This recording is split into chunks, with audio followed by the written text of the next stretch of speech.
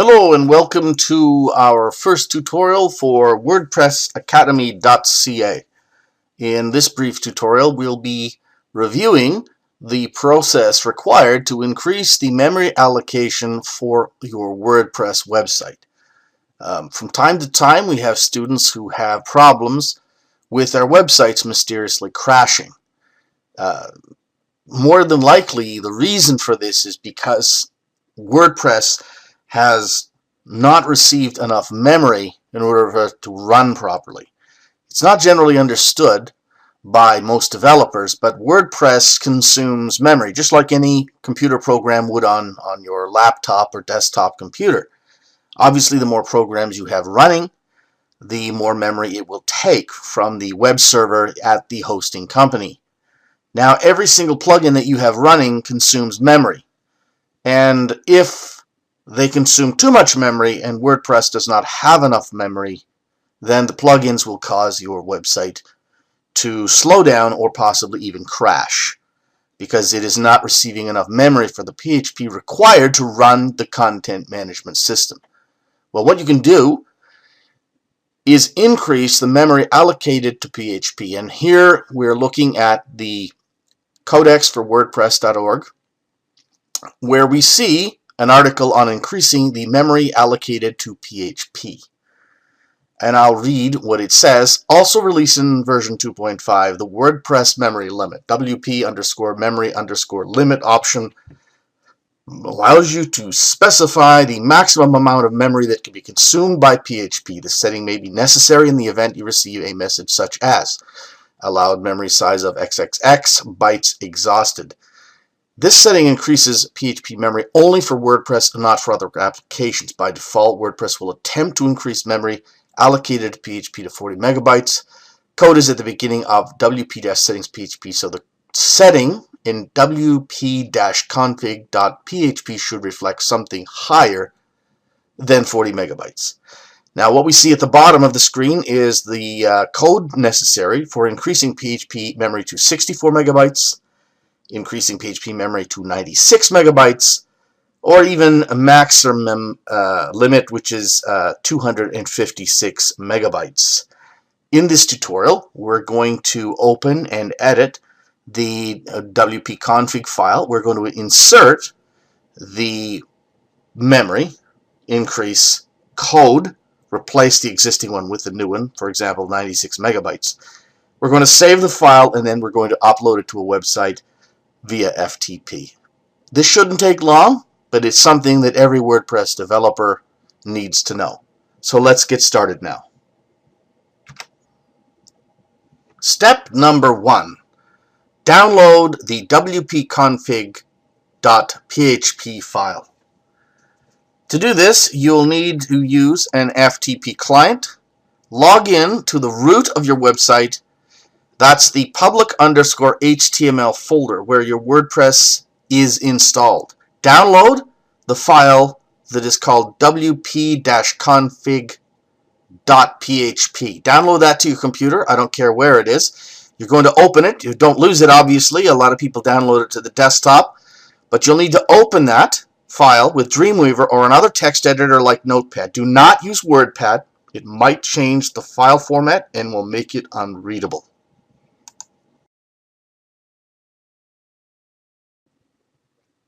Here you see the FileZilla FTP client software, which is what you would need to be able to log into your WordPress website and download the wp-config.php file. We won't go into how to use FileZilla in this tutorial. It is assumed that you know how to use FTP software and how to download the file to your computer, whether you're using a Macintosh or whether you're using Windows or Linux or Unix. Use whatever means possible to download the file because you will need to edit it. Alright, now I have opened in Dreamweaver the wp-config.php file, and you can see the place where you will need to insert the line. That's right up here at the top before the bottom of this. It could be actually at the bottom, but it's very important that it be in this group of commands. At the very top of the package, you see, because Dreamweaver inserts line numbers, it's approximately around line 33, no farther than line 56 or 57. You can also use Notepad to edit this, but make sure it's in the area that talks about DB name, DB user, DB password, DB host, DB careset, and DB collate. So to summarize, you need to decide what memory limit you want, 64 megabytes, 96 megabytes, or 128 megabytes. Copy the code, define WP_memory_limit, 64 megs or 96 or 128 from the WordPress website. I have actually listed it and indicated it on the slide that you're watching. It must be exactly as is written. If you would prefer to go to the WordPress Codex site and copy and paste it in, make sure that nothing is missing, that there are no spaces where there shouldn't be, that there's commas, underscores, exactly as it is shown, it must be inserted. It should be at the top of the define list in WordPress. Above this code, you can add a code comment, which I've also listed on the slide.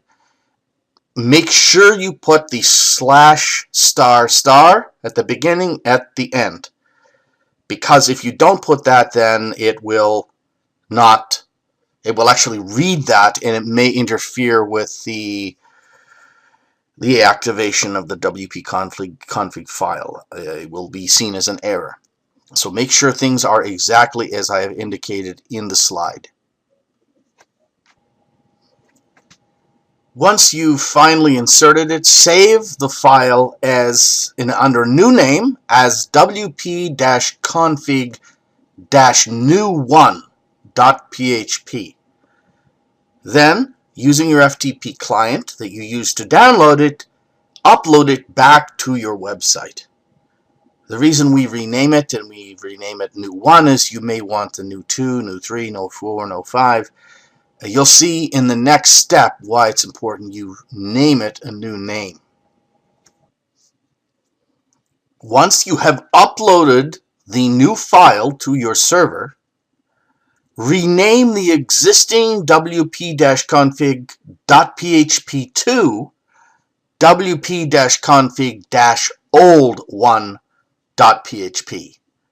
Then rename, right away afterwards, rename the new file you just uploaded to wp-config.php.